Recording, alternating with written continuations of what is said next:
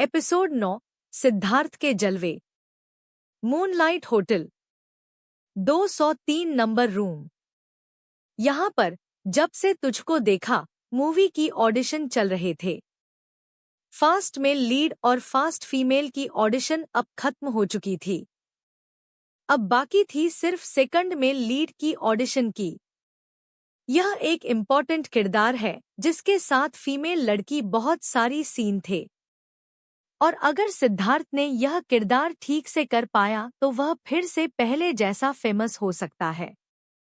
सिद्धार्थ को यहाँ पर देखकर बहुत सारे लोगों के मुंह काला हो चुका था, क्योंकि उन लोगों में से कोई भी नहीं चाहता था कि सिद्धार्थ फिर से कामयाबी के बुलंदियों के छुए, क्योंकि सिद्धार्थ के फ्लॉप होने के वजह से सिद्धार्थ के बहुत सारे मूवीज और एड शूट जो उससे करवाने वाले थे वह सब उसके एजेंसी के एक और एक्टर जो कि एक सी ग्रेड एक्टर माना जाता था परम जोशी उसे मिल गया था।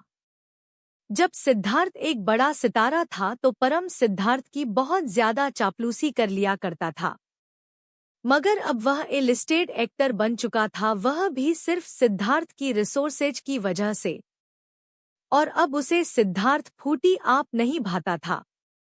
परम भी यहाँ पर आया था एडिशन के लिए, लेकिन सिद्धार्थ को यहाँ पर देखकर उसे बिल्कुल भी अच्छा नहीं लगा। उसे लगा कि उसकी जगह चुराने के लिए कोई और आ गया हो। उस सिद्धार्थ को ऐसे देखने लगा जैसे वह कोई चोर हो और उसकी जगह से चुराने आया हो। सिद्धार्थ इन सबको इग्नोर करके सीधा डायरेक्ट राम कपूर के पास चला गया और बोला, कैसे हो आप? तो राम कपूर सिद्धार्थ को देखकर बोले, अरे कौन आया है, देखो मैंने नहीं सोचा था कि मेरे पास हिंदी मूवी के बादशाह ऑडिशन देने के लिए आएंगे। फिर राम ने सिद्धार्थ बोला, तुम अगर चाहो तो तुम अपने लिए फास्ट मेल लीड का किरदार भी हासिल कर सकते थे, पर तुम यहाँ पर सेकंड मेल लीड का ऑप्शन देने के लिए क्यों चले आए? तो उसने बोला, एक्चुअली मैंने किसी खास इंसान से प्रॉमिस किया है, इसलिए मैंने फिर से अपनी फिल्म करियर को स्टार्ट करना शुरू कर दिया है, वरना मैं तो इसे 4 साल पहले ही छोड़ दिया था और इसे करने का मेरा कोई इरादा नहीं था। राम अपने सामने खड़े जिद्दी इंसान को दिखा और बोला, यह बात अगर तुम्हारे पापा तक चली जाएगी तो तुम्हें पता है ना, और फिर से तुम्हारे पीछे हाथ होकर पड़ेंगे। उन्हें तो कभी भी तुम्हारी इस करियर से कोई खुशी नहीं मिली, और तुम्हारे 4 साल पहले मूवी इंडस्ट्री छोड़कर जाने का क्या रीजन है मुझे नहीं पता, पर मुझे लगता है कि उनके पीछे बहुत बड़ा रीजन तुम्हारे पापा होंगे। सिद्धार्थ को आप थोड़ा गुस्सा आने लगा था। उसने बोला, यह सब पास्ट के बातें छोड़ो, मैं उन सब से मूव ऑन कर चुका हूँ। आपने जब धोखेबाज निकले ना, पढ़ाई से क्या ही हम एक्सपेक्टेशन रखें। सिद्धार्थ ने फिर टॉपिक बदलने के लिए कहा, ऐसे साहिल तुम लोगों की बहुत ज्यादा बात करता है, स्पेशली मीरा की। अब राम का मुंह मुरझा गया। उसने थोड़े गुस्से से कहा, तुम्हारी ओ 2 कौड़ी के दोस्त उसे कहना, मेरी फैमिली की और खासकर मेरी बहन की इसको याद करने की कोई जरूरत नहीं है। सिर्फ और सिर्फ उसकी वजह से मेरी बहन की जिंदगी आज बहुत ही ज्यादा खराब हो गई है। नर्क से भी ज्यादा बदतर बन गया था उसकी जिंदगी, पता नहीं कहाँ होगी वह। हम लोग तो उसे ढूंढने की बहुत ही ज्यादा कोशिश कर रहे हैं, लेकिन वह हमें अभी तक नहीं मिली। फिर राम को कुछ याद आया और वह चमकती आंखों से सिद्धार्थ को देखने लगा और बोला, तुम तो हो ना जीनियस, तुम मेरी बहन को ढूंढने के लिए मेरी मदद करोगे। मैंने सुना है कि मेरा एक भांजा भी है जो शायद 7-8 साल का होगा। वह नालायक इंसान मेरे बहन को प्यार करने का दावा करता था और किसी और लड़की के लिए मेरे बहन की जिंदगी नरक से भी बुरा बना दी। और मेरे बहन की इस हालात का सबसे बड़ा जिम्मेदार तुम्हारा हो बेस्ट फ्रेंड है, जो कि मेरे बहन के चिंता में दिन रात मर जा रहा, और आए दिन उसके बारे में बहुत सारी लड़कियों के साथ न्यूज़ आती रहती है। हाँ हाँ। तो सिद्धार्थ ने बोला, हाँ मैं तुम्हारी बहन को ढूंढ सकता हूँ, मगर उससे पहले मैं साहिल के मुंह से उसकी सच्ची फीलिंग सुनना चाहता हूँ।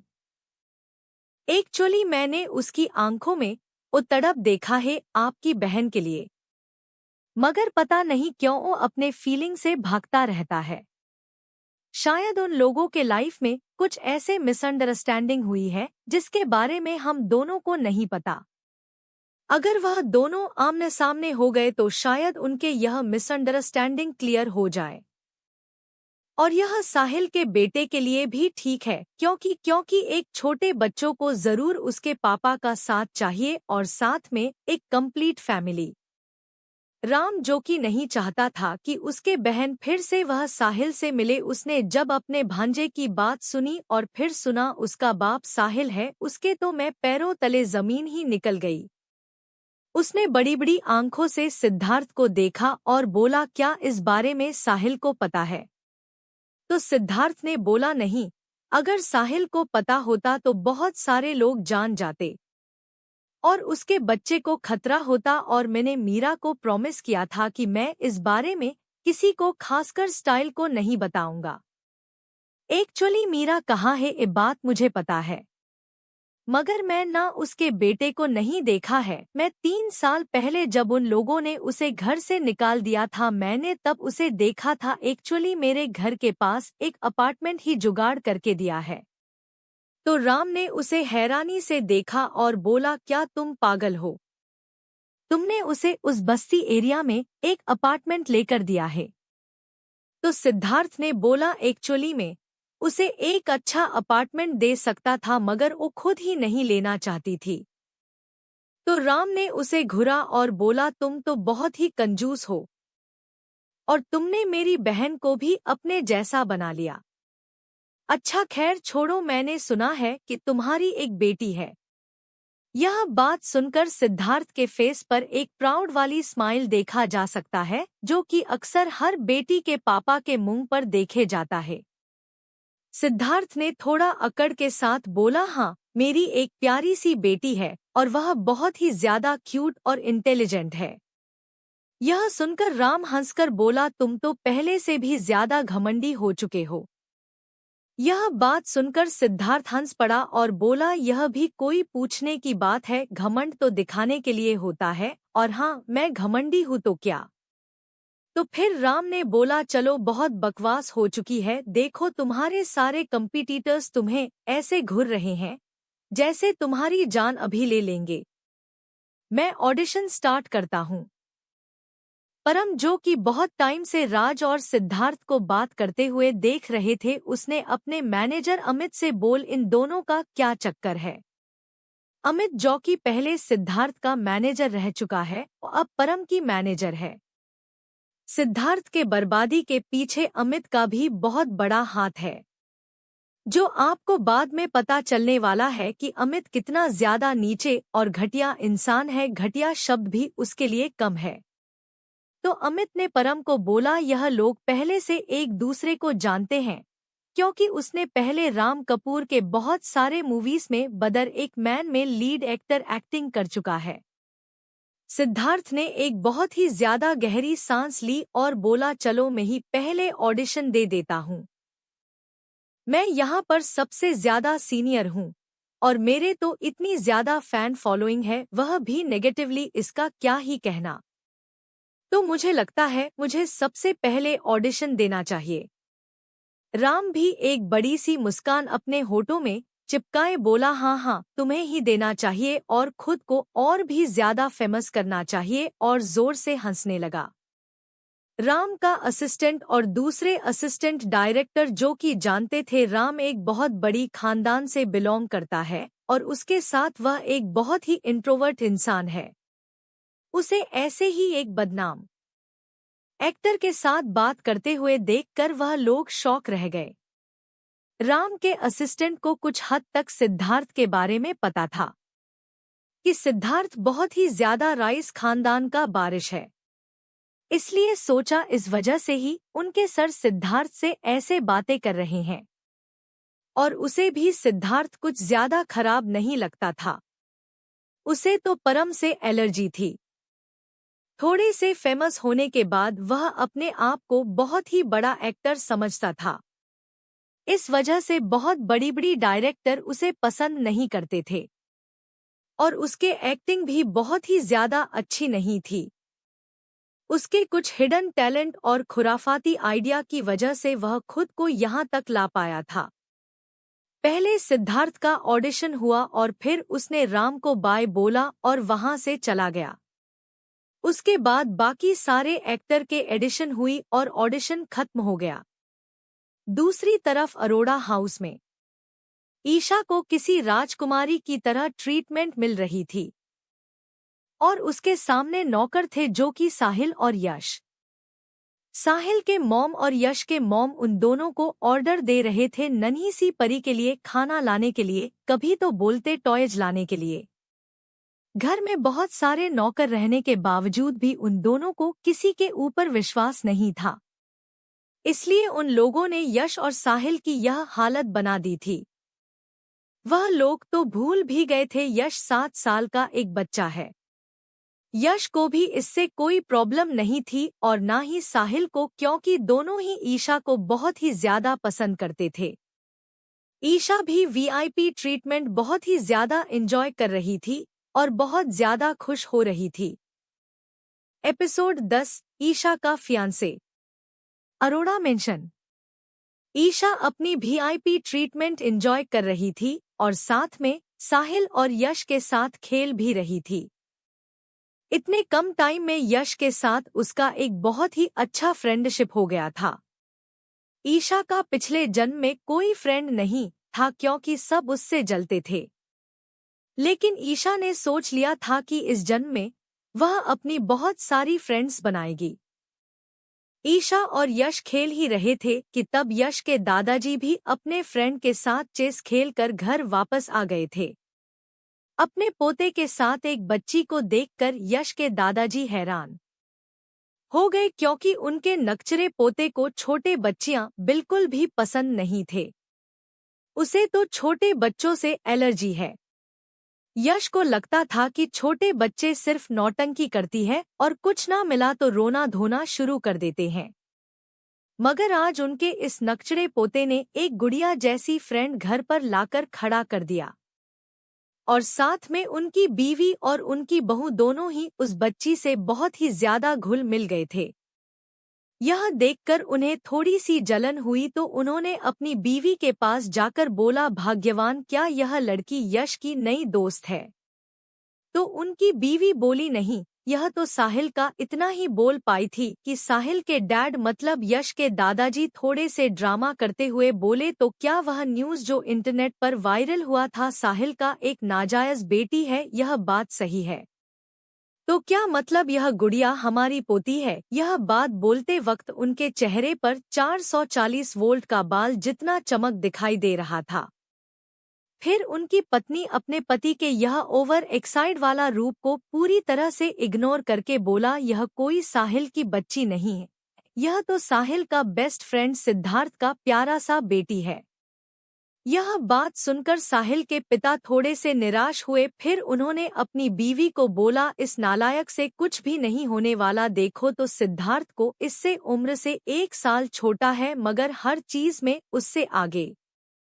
माना कि उसके खिलाफ बहुत सारे स्कैंडल चलते रहते हैं और उसे इंडस्ट्री से भी बैन कर दिया गया है, मगर आपको तो पता है ना, वह सक्सेना खानदान की बारिश है।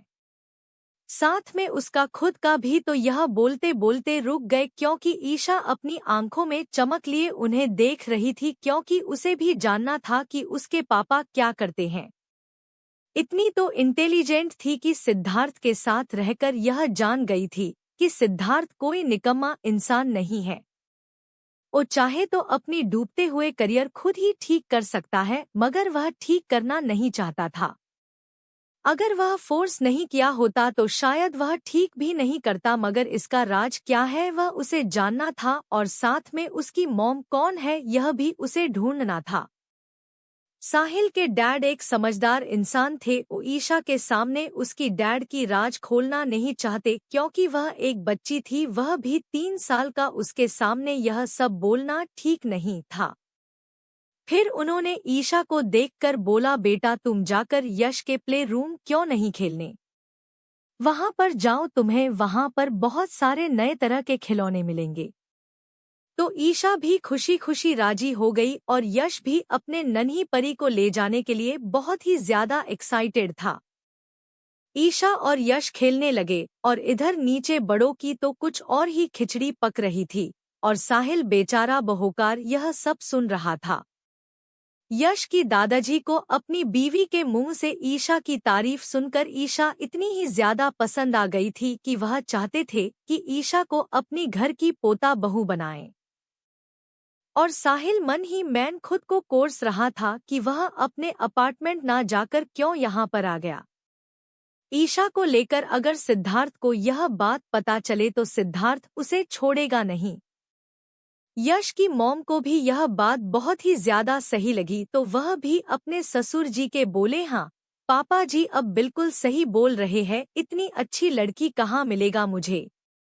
अभी से ही बुकिंग करके रखना पड़ेगा क्योंकि बड़े होकर तो यह बहुत ही ज्यादा खूबसूरत बनने वाली है और तब तो इसके बहुत सारे आशिक भी होगा, तो उससे पहल मैं इसे अपनी बहू के रूप में बुकिंग कर लेती हूँ। साहिल जो अपनी भाभी को एक आइडियल मानता था, जो हमेशा अच्छी बात बोलती थी और सही के साथ खड़ी होती थी, उसके इस बचकानी बातें सुनकर साहिल मन ही मन बोला, अरे कहाँ गया मेरी इंटेलिजेंट भाभी, आज मेरे पापा के साथ वह भी तो बचकानी बन गए। एक कहकर वह अपने माता पिता ऐसे देखने लगा जैसे सर दर्द हो रहा हो। साहिल के माँ अपने बेटे के यह सब अजीबो गरीब एक्सप्रेशन देखकर बोला, नालायक, खुद से तो कुछ होता नहीं और अपने भतीजे की फ्यूचर में भी ग्रहण लगने वाला है। तुझे भी सिद्धार्थ से बातें करनी पड़ेगी और हम लोग अगले महीने ही ईशा और यश की एंगेजमेंट करवा देंगे। तभी वहां पर सिद्धार्थ की एंट्री हो जाती है और वह बोलती है, किसके एंगेजमेंट की बात हो रही है, साहिल और टीना। सिद्धार्थ को देखकर साहिल ने मन ही मन बोला, अब इसी की ही कमी थी यहाँ पर। अब यह आ गया तो यहाँ पर तीसरा महायुद्ध छेड़ने से कोई भी नहीं रोक पाएगा। फिर साहिल मन ही मन बोला, इस शैतान को क्या जरूरत थी उस चुड़ैल टीना को बीच में लाने की। खुद तो कुछ ढंग का कुछ करता नहीं है और साथ में मेरी भी जिंदगी बर्बाद करने के लिए तुला हुआ है। पता नहीं पिछले जन्म में कैसा काम किया होगा कि इसे एक रेडीमेड इतनी प्यारी बेटी मिल गई है। और मुझे देखो मेरा भाग्य कितना खराब है, एक तो कोई लड़का नहीं, लड़का क्यों मिलेगा, सॉरी लड़की नहीं मिलती और ऊपर से मेरी बेटा या बेटी होना दूर दूर तक नहीं दिख रहा। काश मेरी भी एक रेडीमेड बेटी तो मुझे होगी नहीं, बेटा ही आ जाए तो भी मैं इन सब के ताने से तो बच जाऊंगा। बेचारा साहिल को यह बात की भनक नहीं है कि उसकी यह ख्वाहिश बहुत ही जल्द पूरा होने वाला है और उसकी जिंदगी अब जितनी ताने से भरी हुई है फ्यूचर में उससे 10 गुना ज्यादा सुनने वाला है। वह अपनी इस ख्वाहिश के लिए खुद को ही बहुत बार फ्यूचर में डांटने वाला है। शायद आज उसके ऊपर स्वयं माँ सरस्वती आकर बैठ गई थी, इस वजह से उसकी विश पूरी हो गई। बढ़ाते हैं अब कहानी में। साहिल की माँ मुंह बनाकर सिद्धार्थ को बोली, उस चुड़ैल का नाम मत लो। साहिल जो पानी पी रहा था, टीना के लिए चुड़ैल सुनकर उसके मुंह में पानी बाहर किसी फाबारे की तरह निकाला आकर सिद्धार्थ के मुंह पर जाकर लगा। सिद्धार्थ गुस्से से साहिल को घूरा और बोला, यह क्या कर रहे हो तुम। तो साहिल बोला, सॉरी भाई माफ कर दे, मैं तो यह जानबूझकर नहीं किया। तो फिर साहिल अपनी मॉम को घुर कर देखा और बोला, उसके सामने तो बड़े ही टीना बेटी करती रहती हो और पीठ पीछे चुड़ैल। तो साहिल की मॉम बोला, अगर तू एक अच्छी संस्कारी लड़की देखकर शादी कर लेता तो मुझे उसे बेटी बोलना नहीं पड़ता, मुंह पर ही चुड़ैल बोल देती, तेरे वजह से ही तो हमने मीरा बेटी को खोया है। ये बात सुनकर साहिल के मुंह पर फिर से उदासी छा गई, मगर सिद्धार्थ के फेस पर एक चमक देखा जा सकता है, मगर किसी का देखने से पहले ही उसने छुपा लिया। तो सिद्धार्थ ने बोला, अगर आपकी बेटी आपको फिर से वापस मिल जाए और साथ में एक पोता भी फ्री मिल जाए तो कैसा रहेगा। सिद्धार्थ के इस बात पर सब लोग उसे हैरानी से देखने लगे। तो सिद्धार्थ थोड़ा सकपाका गया और बोला, नहीं नहीं, मैं तो बस मजाक कर रहा था। तो फिर उसने टॉपिक को थोड़ा सा डाइवर्ट करने के लिए बोला, तो यहाँ पर किसकी एंगेजमेंट की बात हो रही थी। तब तक नौकर ने आकर स्नैक्स और जूस वहां पर रखकर चला गया। क्योंकि सिद्धार्थ यहाँ पर सेट से आया था, यह बात सबको मालूम थी। साहिल ने पहले ही सबको बोल दिया था। तो साहिल के मॉम ने ही सिद्धार्थ के लिए कुछ स्नैक्स और जूस मंगवाए थे। सिद्धार्थ जो वहां पर आराम से बैठकर स्नैक्स खाकर उन लोगों की बात सुन रहा था। तभी दादाजी बोले, किसकी एंगेजमेंट, तुम्हारी बेटी और मेरा पोता। यह बात सुनकर सिद्धार्थ जो जूस पी रहा था उसके गले में अटक गया और वह खांसने लगा। फिर उसने खुद को नॉर्मल किया और बोला, अंकल ईशा पर सब 3 साल की है।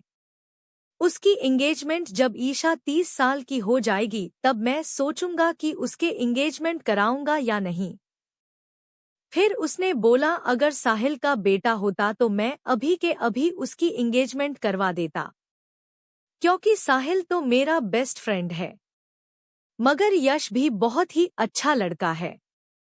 लेकिन सिद्धार्थ के मन में तो कुछ और खिचड़ी पक रहा था और सिद्धार्थ यश को बिल्कुल भी पसंद नहीं करता था, क्योंकि साहिल बहुत बार यश की बुराई सिद्धार्थ के सामने कर चुका है। तो सिद्धार्थ कभी भी अपने प्रिंसेस की कर शादी यश जैसे पागल लड़के से नहीं करवाने वाला। साहिल ने उसे घूरा और बोला, अगर सच में मेरे बेटे हुआ तो तू सच में उसकी शादी तेरी बेटी से करवाने वाला है। तो सिद्धार्थ ने बोला, हाँ, मगर उससे 2-3 साल बड़ा हुआ तो मैं उसकी शादी तुम्हारे बेटे से जरूर करवाऊंगा। इस बात पर सिद्धार्थ को फ्यूचर में बहुत ही ज्यादा रिग्रेट होने वाला है, क्योंकि उसने यह प्रॉमिस सबके सामने किया। तो साहिल ने बोला, इस बात की गवाह मेरी मॉम डैड है, फ्यूचर में पछताना मत। तो सिद्धार्थ भी बोला, हाँ, बिल्कुल भी पछताऊंगा नहीं। और फिर कुछ सोचकर सिद्धार्थ थोड़ा सा घबरा गया और चुप हो गया। सिद्धार्थ का ऐसा एक्सप्रेशन देखा सबको थोड़ा अजीब लगा। तब तक वहां पर शोर सुनकर यश और ईशा भी आ गए थे, क्योंकि वह लोग खेलते खेलते बोर हो चुके थे। अब उन्हें भूख लगी थी, तो यश अपनी मॉम के पास जाकर बोल, मॉम, हम लोगों को भूख लगी है। तब तक ईशा की नज़र भी अपने डैड के ऊपर पड़ गया था और ईशा भी अपने डैड को देखकर खुश हो गई और दौड़ते हुए उनके पास गई और बोली, डैड, आपका ऑडिशन कैसा रहा।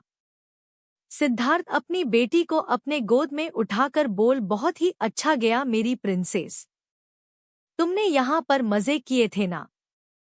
तो ईशा ने बोला, हाँ, मैंने तो बहुत ही मजे किया। सिद्धार्थ ईशा को यहाँ पर नहीं रहने देना चाहता था, क्योंकि यहाँ के लोग उसकी बेटी को उससे छीनना चाहते थे और वह अपनी बेटी को बिल्कुल भी अपने से दूर जाने देना अफोर्ड नहीं कर सकता था। इस वजह से सिद्धार्थ ने बोला, तो हम लोग अभी चलते हैं, ईशा फिर कभी आ जाएगी खेलने के लिए। यह बात सुनकर यश को थोड़ा बुरा लगा। तभी यश ने बोला, नहीं अंकल, हम लोग तो अब स्नैक्स खाने वाले हैं, ईशा भी स्नैक्स खाकर फिर चली जाएगी ना प्लीज। तो सिद्धार्थ ने बोला, नहीं, मैं घर जाकर कुछ बना दूंगा।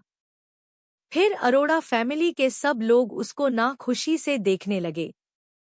इतने सारे लोगों की ऐसी नज़र देखकर सिद्धार्थ को ना चाहते हुए भी वहां रुकना पड़ा और साहिल ने अपनी दोस्त की ऐसी अजीब एक्सप्रेशन देखकर समझ गया था उसके दिल में क्या चल रहा है। उसे दिल ही दिल में थोड़ी सी खुशी हुई कि अपने दोस्त की ऐसी बैंड बज रही है। और उधर यश के दादाजी ध्यान ईशा के ऊपर था। उन्हें यह बात देखकर बहुत ही ज्यादा आश्चर्य हुआ कि एक 3 साल की बच्ची को अपनी डैड की इतनी फिक्र है कि पहले वह आकर अपने डैड से पूछा कि उसका ऑडिशन कैसा हुआ और साथ में उसकी बात करने का तरीका बहुत ही ज्यादा क्लियर है। एक छोटी सी बच्ची, 3 साल की नॉर्मल बच्ची इतनी क्लियर तरीके से बात नहीं कर पाते थे। ईशा को देखकर वह समझ गए थे कि यह सच में ही सक्सेना खानदान की खून है, क्योंकि वह लोग बहुत ही ज्यादा इंटेलिजेंट और एडवांस होते हैं। एपिसोड 11, यश और ऋषभ आमने सामने।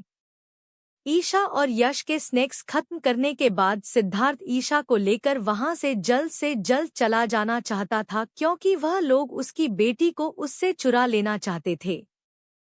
सिद्धार्थ की इतनी हड़बड़ी देखकर साहिल ने बोला, चल मैं तुझे छोड़ देता हूँ। तो सिद्धार्थ ने भी उसे मना नहीं किया। यश ने बोला, चाचू मुझे भी ले चलो, और फिर एक पप्पी फेस बनाकर ईशा को देखा और बोला, मैं भी तुम्हारे साथ चल सकता हूँ ना, मैं यहाँ पर अकेले रहकर बोर हो जाता हूँ, तुम्हारे साथ रहूंगी तो थोड़ी देर खेल लेंगे हम दोनों। सिद्धार्थ और साहिल मन में बोल रहे थे, नहीं बेटा, इस चालाक लोमड़ी के जाल में मत फंसना। लेकिन वह लोग कुछ कह पाते उससे पहले ही ईशा ने कहा, क्यों नहीं, हम लोग एक साथ खेलेंगे, बहुत मजा आएगा। और फिर अपने मासूम बड़े बड़े आंखों को टिमटिमाते हुए सिद्धार्थ की तरफ देखा और बोला, हम यश को भी ले जा सकते हैं ना पापा। सिद्धार्थ अपनी बेटी की जाल में फंस गया और बोल, क्यों नहीं, हम जरूरी उसे ले जा सकते हैं। उधर यश के दादा दादी और मॉम थोड़े से दुखी थे, क्योंकि ईशा चली जा रही है, मगर खुश भी थे कि यश उनके बहू को देखकर रख रहा था कि कोई उसे चुरा ना ले। अब इन लोगों को कौन समझाए, उनकी बहू ऑलरेडी चोरी हो चुकी है, और किसकी घर जाने वाली है वह तो फ्यूचर ही बताएगा। फ्यूचर में जब यह होने वाला है तो कोई बहुत खुश होने वाला है और किसी का दिल टूटने वाला है। कुछ समय बाद साहिल के कार में चारों लोग बैठे हुए थे और साहिल कार ड्राइव कर रहा था और सिद्धार्थ से कुछ बात कर रहा था। तो फिर सिद्धार्थ ने उसे बोला, सामने जो मल आएगा मुझे वहां छोड़ देना, क्योंकि मुझे अपने लिए और ईशा के लिए कुछ कपड़े खरीदने हैं और साथ में कुछ खाने के लिए ड्राई फ्रूट्स और वेजिटेबल्स और भी बहुत सारे चीजें लेनी है। और तुम ईशा और यश को लेकर मेरे अपार्टमेंट चले जाना, जब तक मैं ना आ जाऊं, उन दोनों का ख्याल रखना। तो साहिल ने बोला, ठीक है, और तुम चाहो तो उन दोनों के साथ आसपास के सोसाइटी भी घूम सकते हो सकता है तुम्हें कोई खास भी मिल जाए। इतना बोलकर सिद्धार्थ चुप हो गया। वही साहिल सिद्धार्थ की यह सब बहकी बहकी बातें सुनकर से अजीब नसों से देखने लगा। सिद्धार्थ ईशा को लेकर बाहर नहीं जाना चाहता था, क्योंकि वह नहीं चाहता था उसकी दुश्मन ईशा को देखें और उसे टारगेट करें, खासकर उसके पापा। सिद्धार्थ को शॉपिंग मॉल में छोड़कर वह लोग सिद्धार्थ के अपार्टमेंट के गेट के पास पहुंच गए थे। तभी ईशा को बाहर एक जानी पहचानी इंसान नजर आया। तो उसने साहिल को बोला, चाचू रुको रुको, और फिर झट से कार का डोर खुलकर बाहर आ गया। साहिल को थोड़ी टेंशन हो रही थी। उसने बोला धीरे से, प्रिंसेस, कहानी तुम्हें चोट ना लग जाए। मगर ईशा तो नहीं रुकने वाली थी। उसके सामने उसका फेवरेट ऋषभ खड़ा था। वह एक ब्लैक टी शर्ट और वाइट शर्ट पहना हुआ था। वह आज उस दिन से बिल्कुल अलग लग रहा था। एक बहुत ही ज्यादा हैंडसम और इंटेलिजेंट बच्चा लग रहा था। उसे देखकर तो ईशा की आंखें तारे की तरह चमकने लगी। ऋषभ को ईशा का अपार्टमेंट कौन सा है यह नहीं पता था, इस वजह से वह बहुत टाइम से उन लोगों के बिल्डिंग के सामने खड़ा हुआ था, इस होप से कि जब ईशा बाहर आए तो उससे मिल सके। ऋषभ उदास होकर घर वापस जाने ही वाला था कि तभी उसने देखा एक छोटी सी परछाई उसके पैरों से लिपट गया है। जब ऋषभ ने अपनी सर नीचे की तरफ की तो देखा यह और कोई नहीं ईशा है। ईशा को देखकर उसके एक्सप्रेशन जो कि गुस्से वाले हो गए थे वह फिर से सॉफ्ट हो गए। उसने ईशा को बोला, एंजल तुम यहाँ पर? तो ईशा बोले, हाँ, मैं तो साहिल चाचू के घर पर गई थी। साहिल के नाम सुनकर ऋषभ का चेहरा थोड़ा सा डार्क हो गया, मगर ईशा को देखकर फिर से अपनी फेस नॉर्मल बना ली। उधर कार के अंदर यश, जो ईशा को एक अनजान लड़के के साथ ऐसे चिपक कर बातें करते हुए देख रहा था, उसके भय गुस्से से सिकुड़ गई और तुरंत बाहर चला गया। मगर उससे उलट साहिल के चेहरे पर एक कंफ्यूजन वाली एक्सप्रेशन नजर आ रही थी, क्योंकि ऋषभ थोड़ी बहुत उसकी तरह देखता था। लेकिन साहिल चुलबुला था पर ऋषभ बहुत ही ज्यादा मैच्योर और सीरियस नजर आता था। 8 साल की उम्र का एक बच्चा इतना ज्यादा मैच्योर और सीरियस होना नेचुरल बात नहीं है। शायद उसने अपने बचपन में ऐसा कुछ झेला होगा कि हालातों के चलते उसे ऐसा बना दिया। यह सोचकर पता नहीं क्यों उसके दिल में थोड़ा सा दर्द हुआ। बाहर ईशा और ऋषभ बात कर रहे थे, तभी वहां पर यश जाकर खड़ा हो गया और बोला, मेरी परी तुम यहाँ पर किससे बात कर रहे हो? और यह लड़का तो कितना गंदा है। यह गंदे लड़के मेरे परी से दूर रहो। ऋषभ क्यों कपड़े पहने थे उसे साफ सोते थे मगर थोड़े पुराने थे। उसने जो कपड़े पहने थे उसे ऐसे गंदे बोले जाने से थोड़ा सा बुरा लगा। खुद को ईशा से दूर करना चाहा। उसे लगा शायद ईशा को उसकी वजह से कोई बीमारी ना हो जाए। ईशा को यश के बाद बिल्कुल भी अच्छी नहीं लगी और वह थोड़ा सा रूड होकर बोला, नहीं यश, यह तो मेरा फ्रेंड है ऋषभ और यह बिल्कुल भी गंदा नहीं है तो बहुत ही अच्छा है। ईशा की यह बात सुनकर यश की चेहरे पर गुस्सा और जलन दिखाई दे रहा था। उससे उलट ऋषभ के चेहरे पर एक बहुत ही ज्यादा प्यारा सा मुस्कुराहट दिखाई दे रहा था। अब दोनों जानी दुश्मन मिले थे तो थोड़ा सा झगड़ा तो होगा ही। इन दोनों के खट्टे मीठे नोक जोक नहीं, सॉरी तीनों की खट्टी मीठी नोक जोक जो फ्यूचर में आपको बहुत ज्यादा देखने को मिलेगी।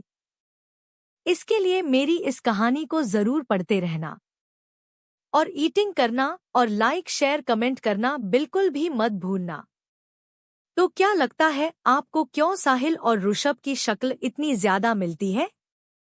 और किस वजह से साहिल का नाम सुनकर ऋषभ का चेहरे का एक्सप्रेशन डार्क हो गया? क्या फ्यूचर में यश की वजह से होने वाली है ऋषभ और ईशा के बीच लड़ाई? क्या फिर ईशा की वजह से हो जाएगी इन दोनों की फ्रेंडशिप? और कौन है ईशा की माँ और क्यों सिद्धार्थ ईशा को दुनिया के लोगों से छुपा के रखना चाहता है, और खासकर अपने पापा से? किस वजह से सिद्धार्थ अपने घर से अलग रहता है और अपने पापा से इतनी नफरत करता है? इन सारे सवालों के जवाब जानने के लिए मेरे इस कहानी को जरूर पढ़ना। और आज थोड़ा सा छोटा चैप्टर दे रही हूँ क्योंकि मेरी तबीयत थोड़ी सी खराब है। कल बड़ी चैप्टर देने की कोशिश करूंगा। बाय बाय, शुभ रात्रि। एपिसोड 12, ऋषभ की नफरत। यश को बहुत ही ज्यादा बुरा लग रहा था क्योंकि इतनी कम टाइम में अपने दिल में ईशा के लिए एक अलग ही फीलिंग डेवलप कर लिया था। क्योंकि बचपन से ही उसके साथ जो लोग मिले वह बहुत ही मतलबी होते थे। सब लोग सिर्फ उसके पैसा और स्टेटस के पीछे भागते थे, मगर आज पहली बार उसे ऐसी कोई बच्ची मिली जो सच में उसे एक अच्छा दोस्त मानता था। ऋषभ के दिमाग में भी कुछ और चल रहा था। उसने मन ही मन सोचा, इसके चाचा ने तो मेरी मॉम की जिंदगी बर्बाद कर दी और यह भी आया है मुझसे मेरी एंजल को छीनने, मगर मैं ऐसा कभी नहीं होना दूंगा। मेरी एंजल सिर्फ मेरी रहेगी। यह सोचकर ऋषभ ईशा का हाथ बहुत ही जोर से पकड़ लेता है, जैसे उसे डर हो कि ईशा उससे बहुत ही दूर चले जाएगी। यश ने जब देखा ऋषभ ने ईशा का हाथ पकड़ा हुआ है तो यश को भी लगा कि उसे भी अपनी नन्ही परी का हाथ पकड़ना चाहिए और इस गंदे लड़के को बताना चाहिए कि उसकी नन्ही परी सिर्फ उसकी है। इधर इन दोनों के दिमाग में यह सभी खिचड़ी पक रही थी। उधर ईशा अपने एक अलग ही दुनिया में थी। वह एक तक ऋषभ को देख रही थी। उसे तो आज ऋषभ बहुत ही ज्यादा हैंडसम लग रहा था और वह मन ही मन सोच रही थी, हाय मेरा बंदा कितना ज्यादा हैंडसम है, मैं तो इससे किसी भी चुड़ैल को नहीं ले जाने दूंगी। यह जब बड़ा होगा उतना ज्यादा हैंडसम बन जाएगा। मैं उससे पहले बुकिंग कर लूंगी कि कहीं कोई इसे चुरा ना ले। उधर कार में साहिल एक तक बस ऋषभ को देख रहा था और मन ही में सोच रहा था कि इस लड़के के साथ मेरी इतनी क्यों सिमिलरिटी है। जबकि मैं इससे पहली बार देख रहा हूँ। यह सोचकर उसने सोचा कि पास्ट में वह किसी के साथ फिजिकल हुआ था क्या, तो उसे याद आया कि सिर्फ उसने एक बार ही फिजिकल हुआ था, वह भी टीना के साथ, जिस वजह से उसकी दुनिया पूरी तरह से बदल गई और उससे सबसे ज्यादा प्यार करने वाला शख्स उससे दूर हो गया। पता नहीं उस रात क्या हुआ था। उस मनहूस रात के वजह से आज नागिन उसकी जिंदगी तबाह करने पर तुली हुई है। इधर बाहर ईशा खुश होकर ऋषभ से बोली, ऋष तुम यहाँ पर क्यों खड़े हो, क्या तुम्हें मुझसे कोई काम था? तो ऋषभ का हाथ अपने आप अपने पेंट के पॉकेट में चला गया, मगर वह उसे देने में हिचकिचा रहा था क्योंकि ईशा के हाथ में पहले से ही फेरारो रोशन का एक बड़ा सा बॉक्स था जो कि यश की मॉम ने उसे दिया था। उसके सामने ऋषभ के 20 रुपए का डेयरी मिल्क बहुत ही ज्यादा छोटा था, इस वजह से वह देना नहीं चाहता था। मगर ईशा ने उसकी हिचकी देख ली और उसे पॉकेट में हाथ डालते हुए भी देख लिया था। तो ईशा ने बोला, क्या छुपा रहे हो तुम, मुझे जरा दिखाना। तो ऋषभ ना चाहते हुए भी वह दोनों डेयरी मिल्क उसके आगे कर दिया और बोला, आज मम्मी ने यह दोनों हम दोनों के लिए लाए थे। यह दोनों मैं तुम्हारे लिए लाया हूँ क्योंकि उस दिन तुमने मेरी मदद किया था और साथ में बहुत सारा खाना भी दिया था। तो ईशा थोड़ा सा नाराज होकर बोली, तो तुम यह मुझे क्यों नहीं दे रहे थे? और मैं तुम्हें दिया तो तुम मुझे दोगे, ऐसी कौन सी पॉलिसी है भाई? हम दोनों दोस्त हैं और दोस्ती में तो यह सब बनता है ना। उधर यश भी ऋषभ के हाथ से डेयरी मिल्क लिया और बोला, नहीं परी, यह सब नहीं खाएगा। यह खाना बिल्कुल भी अच्छी नहीं होती। मॉम ने तुम्हें फरेरो रोसर दिया है ना, तो वह खाओ। तुम्हें यह गंदे वाले चॉकलेट खाने की परमिशन नहीं है। ऋषभ पहले से ही सेल्फ डाउट में था और यश की यह सब बातें सुनकर उसे बहुत ही ज्यादा बुरा लगा।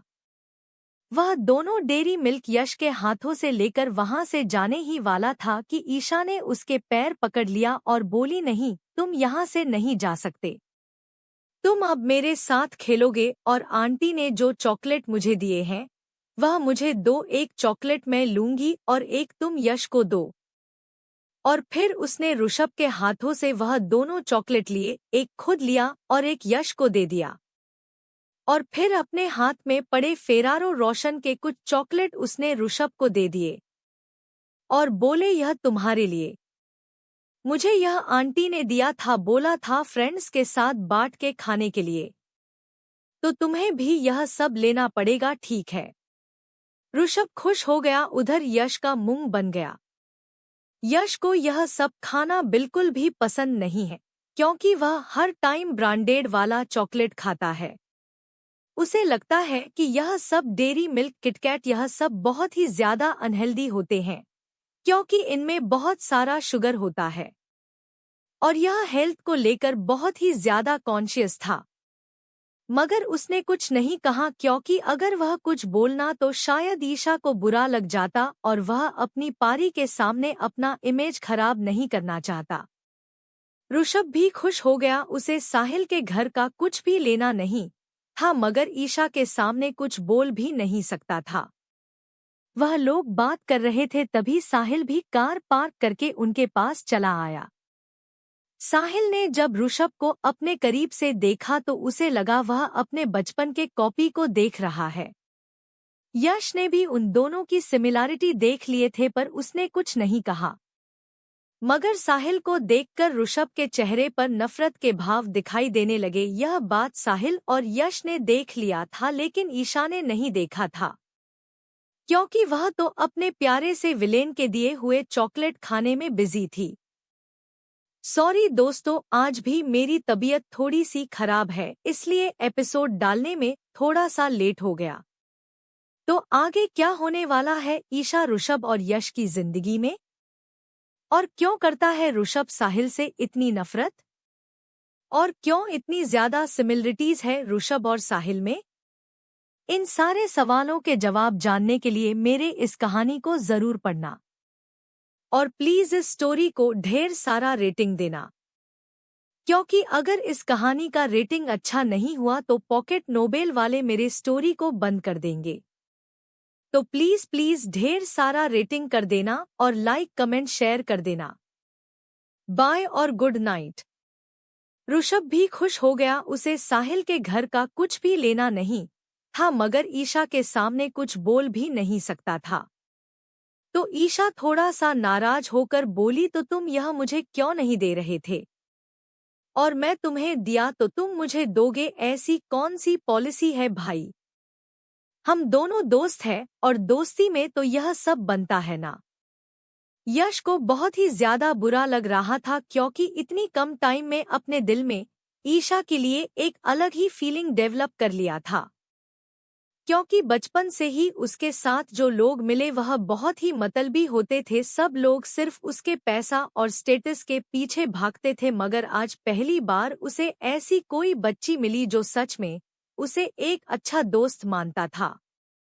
उधर कार में साहिल एक टक बस ऋषभ को देख रहा था और मन ही में सोच रहा था कि इस लड़के के साथ मेरी इतनी क्यों सिमिलरिटी है, जबकि मैं इससे पहली बार देख रहा हूँ। यह सोचकर उसने सोचा कि पास्ट में वह किसी के साथ फिजिकल हुआ था क्या, तो उसे याद आया कि सिर्फ उसने एक बार ही फिजिकल हुआ था, वह भी टीना के साथ, जिस वजह से उसकी दुनिया पूरी तरह से बदल गई और उससे सबसे ज्यादा प्यार करने वाला शख्स उससे दूर हो गया। पता नहीं उस रात क्या हुआ था। उस मनहूस रात के वजह से आज नागिन उसकी जिंदगी तबाह करने पर तुली हुई है। उधर यश भी ऋषभ के हाथ से डेयरी मिल्क लिया और बोला, नहीं परी, यह सब नहीं खाएगा, यह खाना बिल्कुल भी अच्छी नहीं होती। मॉम ने तुम्हें फरेरो रोसर दिया है ना, तो वह खाओ, तुम्हें यह गंदे वाले चॉकलेट खाने की परमिशन नहीं है। वह लोग बात कर रहे थे, तभी साहिल भी कार पार्क करके उनके पास चला आया। साहिल ने जब ऋषभ को अपने करीब से देखा तो उसे लगा वह अपने बचपन के कॉपी को देख रहा है। ऋषभ के दिमाग में भी कुछ और चल रहा था। उसने मन ही मन सोचा, इसके चाचा ने तो मेरी मॉम की जिंदगी बर्बाद कर दी और यह भी आया है मुझसे मेरी एंजल को छीनने, मगर मैं ऐसा कभी नहीं होना दूंगा। मेरी एंजल सिर्फ मेरी रहेगी। यह सोचकर ऋषभ ईशा का हाथ बहुत ही जोर से पकड़ लेता है, जैसे उसे डर हो कि ईशा उससे बहुत ही दूर चले जाएगी। यश ने भी उन दोनों की सिमिलैरिटी देख लिए थे, पर उसने कुछ नहीं कहा, मगर साहिल को देखकर ऋषभ के चेहरे पर नफरत के भाव दिखाई देने लगे। यह बात साहिल और यश ने देख लिया था, लेकिन ईशा ने नहीं देखा था, क्योंकि वह तो अपने प्यारे से विलेन के दिए हुए चॉकलेट खाने में बिजी थी। ऋषभ पहले से ही सेल्फ डाउट में था और यश की यह सब बातें सुनकर उसे बहुत ही ज्यादा बुरा लगा। वह दोनों डेयरी मिल्क यश के हाथों से लेकर वहां से जाने ही वाला था कि ईशा ने उसके पैर पकड़ लिया और बोली, नहीं, तुम यहाँ से नहीं जा सकते। इधर बाहर ईशा खुश होकर ऋषभ से बोली, ऋष, तुम यहाँ पर क्यों खड़े हो, क्या तुम्हें मुझसे कोई काम था? तो ऋषभ का हाथ अपने आप अपने पेंट के पॉकेट में चला गया, मगर वह उसे देने में हिचकिचा रहा था, क्योंकि ईशा के हाथ में पहले से ही फेरारो रोशन का एक बड़ा सा बॉक्स था, जो कि यश की मॉम ने उसे दिया था। सॉरी दोस्तों, आज भी मेरी तबीयत थोड़ी सी खराब है, इसलिए एपिसोड डालने में थोड़ा सा लेट हो गया। तुम अब मेरे साथ खेलोगे और आंटी ने जो चॉकलेट मुझे दिए हैं वह मुझे दो, एक चॉकलेट मैं लूंगी और एक तुम यश को दो। और फिर उसने ऋषभ के हाथों से वह दोनों चॉकलेट लिए, एक खुद लिया और एक यश को दे दिया, और फिर अपने हाथ में पड़े फेरारो रोशन के कुछ चॉकलेट उसने ऋषभ को दे दिए और बोले, यह तुम्हारे लिए, मुझे यह आंटी ने दिया था, बोला था फ्रेंड्स के साथ बांट के खाने के लिए। यश ने जब देखा ऋषभ ने ईशा का हाथ पकड़ा हुआ है तो यश को भी लगा कि उसे भी अपनी नन्ही परी का हाथ पकड़ना चाहिए और इस गंदे लड़के को बताना चाहिए कि उसकी नन्ही परी सिर्फ उसकी है। तो आगे क्या होने वाला है ईशा, ऋषभ और यश की जिंदगी में? और क्यों करता है ऋषभ साहिल से इतनी नफरत? और क्यों इतनी ज्यादा सिमिलरिटीज है ऋषभ और साहिल में? उसके सामने ऋषभ के 20 रुपए का डेयरी मिल्क बहुत ही ज्यादा छोटा था, इस वजह से वह देना नहीं चाहता था। मगर ईशा ने उसकी हिचकी देख ली और उसे पॉकेट में हाथ डालते हुए भी देख लिया था। तो ईशा ने बोला, क्या छुपा रहे हो तुम, मुझे जरा दिखाना। इधर इन दोनों के दिमाग में यह सभी खिचड़ी पक रही थी, उधर ईशा अपने एक अलग ही दुनिया में थी। वह एक तक ऋषभ को देख रही थी, उसे तो आज ऋषभ बहुत ही ज्यादा हैंडसम लग रहा था और वह मन ही मन सोच रही थी, हाय मेरा बंदा कितना ज्यादा हैंडसम है, मैं तो इससे किसी भी चुड़ैल को नहीं ले जाने दूंगी। यह जब बड़ा होगा उतना ज्यादा हैंडसम बन जाएगा, मैं उससे पहले बुकिंग कर लूंगी कि कहीं कोई इसे चुरा ना ले। तो तुम्हें भी यह सब लेना पड़ेगा, ठीक है? ऋषभ खुश हो गया, उधर यश का मुंह बन गया। यश को यह सब खाना बिल्कुल भी पसंद नहीं है, क्योंकि वह हर टाइम ब्रांडेड वाला चॉकलेट खाता है। उसे लगता है कि यह सब डेयरी मिल्क, किटकैट, यह सब बहुत ही ज्यादा अनहेल्दी होते हैं, क्योंकि इनमें बहुत सारा शुगर होता है और यह हेल्थ को लेकर बहुत ही ज्यादा कॉन्शियस था। मगर उसने कुछ नहीं कहा, क्योंकि अगर वह कुछ बोलना तो शायद ईशा को बुरा लग जाता और वह अपनी पारी के सामने अपना इमेज खराब नहीं करना चाहता। इन सारे सवालों के जवाब जानने के लिए मेरे इस कहानी को जरूर पढ़ना और प्लीज इस स्टोरी को ढेर सारा रेटिंग देना, क्योंकि अगर इस कहानी का रेटिंग अच्छा नहीं हुआ तो पॉकेट नोबेल वाले मेरे स्टोरी को बंद कर देंगे। तो प्लीज प्लीज ढेर सारा रेटिंग कर देना और लाइक, कमेंट, शेयर कर देना। बाय और गुड नाइट। तो ऋषभ ना चाहते हुए भी वह दोनों डेयरी मिल्क उसके आगे कर दिया और बोला, आज मम्मी ने यह दोनों हम दोनों के लिए लाए थे, यह दोनों मैं तुम्हारे लिए लाया हूँ, क्योंकि उस दिन तुमने मेरी मदद किया था और साथ में बहुत सारा खाना भी दिया था। एपिसोड 13। साहिल ने देखा मीरा को। ऋषभ ने जब देखा साहिल उसे ही देख रहा है तो ऋषभ को बिल्कुल भी अच्छा नहीं लगा। उसने मन ही मन सोचा, यह इंसान मुझसे और मेरी मॉम से जितना दूर रहे उतना ही हम लोगों के लिए अच्छा है। इसकी वजह से पहले मुझे और मेरी मॉम को बहुत कुछ सहना पड़ा। उधर ईशा ने जब देखा साहिल आ चुका है तो उसने बोला, हैंडसम अंकल, चलिए हम सब मिलकर हमारे रूम में चलते हैं और आप हम सबके लिए मैगी बनाने वाले हो, क्योंकि मुझे मैगी खाना है। और फिर उसने एक हाथ से ऋषभ का हाथ और दूसरे हाथ से यश का हाथ पकड़ा और उन दोनों को घसीटते हुए अपने रूम में ले गई। और उधर साहिल बेचारा एक तक उन तीनों को जाते हुए देख रहा था और मन ही मन सोच रहा था, पता नहीं इस लड़के की किस बात का घमंड है, किसी बड़े आदमी को देखकर तो लोग एक बार हाय हेलो बोलता है और इसने मुझे इग्नोर कर दिया। खैर छोड़ो, मुझे तो मेरे प्रिंसेस के लिए अब मैगी बनानी पड़ेगी और इन दोनों लोगों के लिए भी मैगी बनाना पड़ेगा। जब वह तीनों ईशा के घर पर आ गए तो ईशा उन लोगों को अपने टॉयज दिखने लगी। यश एक बार पहले ही ईशा के घर पर आया हुआ था तो उसके लिए यह सब नया नहीं था, लेकिन ऋषभ के लिए यह सब नया था। वो बस एक तक अपनी एंजल को देख रहा था जो अपने टॉयज दिखाते हुए बहुत ही ज्यादा खुश लग रहा था और उसके आंखों में एक अलग ही चमक देखी जा सकती थी। ईशा ने ऋषभ से पूछा, तुम यहाँ पर कब से खड़े थे? ऋषभ ने बोला, 2 घंटे। तो ईशा ने बोला, 2 घंटे से क्यों खड़े थे, अगर मैं नहीं आती तो? तो ऋषभ बोला, मैं फिर कल चला आता तुमसे मिलने, कभी ना कभी तुम निकलते ना, तब हमारा मुलाकात हो जाता। ईशा ने मन ही मन सोचा, यह लड़का कभी नहीं सुनने वाला, पहले यह अदिति के पीछे पागल था, अब मेरे पीछे। इसके ऑब्सेशन से मुझे कभी कभी डर लगता है, मगर इस लाइफ में मैं उसे अदिति और अर्जुन से दूर रखूंगा और ना ही नफरत के आज में खुद को खत्म करने दूंगा। मैं नहीं चाहती फिर से उसकी वैसे ही दर्दनाक मौत हो। इस लाइफ में हम दोनों खुशी खुशी रहेंगे और हमारे प्यारे प्यारे बच्चे होंगे। कितने अच्छे लगेंगे हमारे प्यारे प्यारे बच्चे। बहुत क्यूट भी होंगे वह लोग। अरे बेचारी ईशा को तुम लोग समझाओ, वो अभी 3 साल की बच्ची है और ऋषभ अभी 8 साल का है।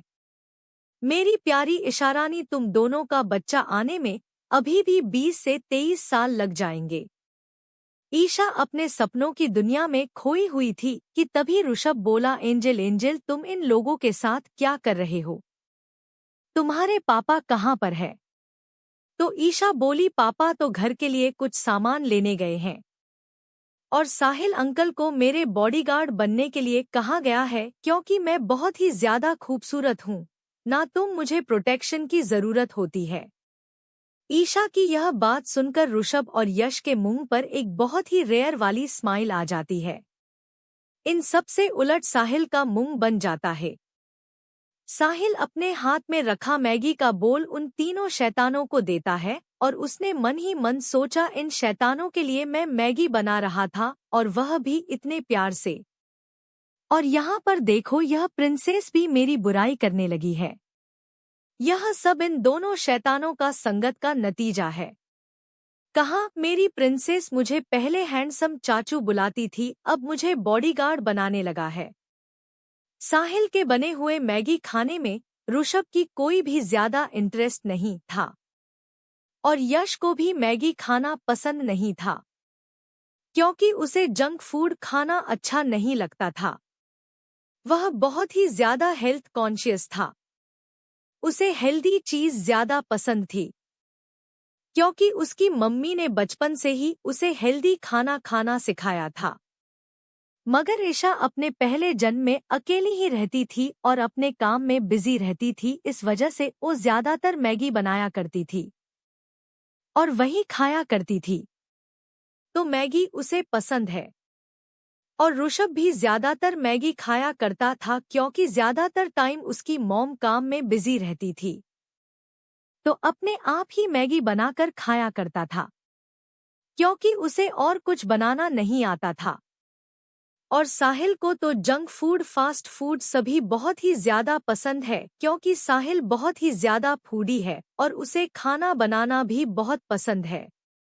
ईशा ने मैगी खाया और बोला, वह हैंडसम चाचू आप तो बहुत ही अच्छे मैगी बनाते हैं। और फिर वह अपनी पप्पी फेस के साथ उन दोनों को देखा जो अपनी शक्ल बिगड़कर मैगी खा रहे थे, जैसे उन्हें पॉइजन खाने को दिया जा रहा है। ईशा ने अपनी क्यूट सी फेस के साथ बोला, तुम लोगों को क्या मैगी अच्छी नहीं लग रही? उन दोनों को ना चाहते हुए भी साहिल की तारीफ करनी पड़ी और बोली, नहीं नहीं यह तो बहुत ही अच्छा है। और फिर मैगी खाने के बाद तीनों खेलने लगे। कुछ समय बाद सिद्धार्थ भी बहुत सारा शॉपिंग करके घर वापस आ चुका था। सिद्धार्थ वहां पर ऋषभ को देखकर थोड़ा सा शॉक हो गया था, खासकर ऋषभ का फेस। सिद्धार्थ मीरा से बहुत बार मिल चुका था, लेकिन आज तक उसने ऋषभ को नहीं देखा था। उसे दिन भी उसने ऋषभ की शक्ल क्लियर नहीं देखा था, मगर आज ऋषभ को देखकर उसे कुछ डाउट होने लगा। और फिर कुछ सोचकर उसने बोला, अरे साहिल बहुत ही रात हो गई है, 9 बजने वाला है। तुम क्या घर नहीं जाओगे? यहाँ पर ही डेरा डालने का इरादा है क्या? ऐसे तो साहिल का यहाँ से जाने का मन नहीं था, मगर यश के होते हुए वह यहाँ पर नहीं रह सकता था। वह यह सब सोच ही रहा था कि फिर सिद्धार्थ ने बोला, एक बात बता दूं, तुम्हें यहाँ पर रुकने की परमिशन नहीं है। और फिर उसने ऋषभ की तरफ देखकर बोला, बेटा क्या तुम्हारी मम्मी अभी तक नहीं आई? उन्हें तुम्हारी टेंशन हो रही होगी। इतनी रात को किसी बच्चे को अकेले बाहर नहीं रहना चाहिए। रात के 9 बजने वाले हैं। तो ऋषभ बोला, नहीं अंकल, मॉम 9:30 बजे से पहले घर नहीं आती। साहिल सोच रहा था, इसकी मॉम इतनी देर से घर आता है और उसके पापा को कोई फर्क नहीं पड़ता। और इसके पापा कहाँ पर है? सिद्धार्थ ने एक बार भी इसके पापा के बारे में क्यों नहीं बोला? वह अभी यह सब सोच ही रहा था कि फिर से उसे ऋषभ की आवाज सुनाई दी। फिर ऋषभ ने बोला, आपको टेंशन लेने की कोई जरूरत नहीं है। मुझे आदत है अकेले रहने की और इतनी रात से मुझे कोई फर्क नहीं पड़ता, कभी कभी तो मॉम को आने में और भी ज्यादा लेट हो जाता है। ऋषभ की बात सुनकर सिद्धार्थ को थोड़ा बुरा लग, यह छोटा सा बच्चा अकेले इतने टाइम तक रहते आ रहा है और इसके पापा को तो उसकी कोई फिक्र भी नहीं है और इसके एग्जिस्टेंस के बारे में भी नहीं पता। तो सिद्धार्थ ने बोला, ठीक है, और 30 मिनट तुम लोग खेलो, फिर 9:30 बजे तुम्हें साहिल अंकल तुम्हारे घर पर छोड़ देंगे। यह सुनकर यश और ईशा तो खुश होंगे कि उन्हें खेलने के लिए और ज्यादा टाइम मिल जाएगा, पर ऋषभ को सिद्धार्थ की यह बात अच्छी नहीं लगी क्योंकि उसे साहिल के साथ कहीं पर भी नहीं जाना था। यह बात कहीं ना कहीं साहिल और सिद्धार्थ दोनों को ही समझ आ चुका था, मगर सिद्धार्थ के दिमाग में आज कुछ अलग ही खिचड़ी पक रही है और उसे वह कामयाब करके ही रहेगा। और फिर कुछ देर बाद उन लोगों का घर जाने का टाइम हुआ तो ऋषभ बोला, नहीं अंकल, मैं खुद ही चला जाऊंगा, मुझे कोई प्रॉब्लम नहीं होगी।